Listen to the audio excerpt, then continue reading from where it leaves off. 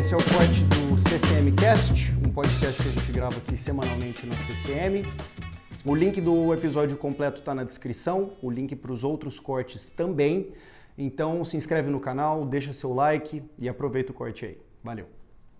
Cara, eu vou ser bem sincero, trabalhar com vendas me trouxe um...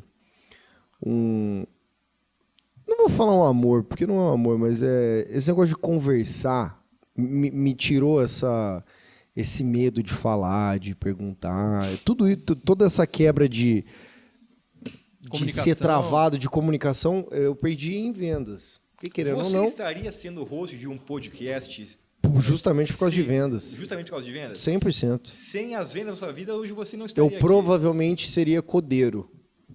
Ou Sério alguma mesmo? coisa do tipo. Cara, quando eu trabalho... Não imagino o João Codeiro. Imagine dublador. Eu imagino, seria maravilhoso. Eu estaria ganhando alguns milhares de dólares, né? Porque o codeiro tá caro hoje em dia no mercado e a galera tá pagando em dólar. Doletas. Podcaster não tá muito valorizado Não no tá mercado. em alta. Não, tem muitos. Depende, saturado. depende. Mas enfim, um ponto... Isso se resolve muito com um patrocinador. É. Você que está assistindo a gente. Vai, E Betão. quer ver a sua marca aqui, Estampada aqui, estampada na parceria com esse podcast maravilhoso sobre TI, oportunidade. João Holtz. Oportunidade. Qual que é o Instagram? O Insta? @CCM Technology. Exatamente. Tecnologia. Exatamente. Você provavelmente vai conversar com a Maíra se você mandar direct messages. Exato. Mas enfim, a ideia do podcast, ela veio... Pelo amor de Deus, né? Eu não inventei podcast porra nenhuma. Eu sempre ouvi podcast, eu sempre gostei e tal. Eu sempre consumi muitos podcasts. Mas a ideia do podcast para a CCM, ela veio numa tentativa justamente de disponibilizar esse conhecimento E informação. sobre... Olha isso. Nós estávamos cara- aqui, ó. Hein? Gesticulou bem a boca. Não é? Foi, exatamente. Eu, você, Beto e André Spadini.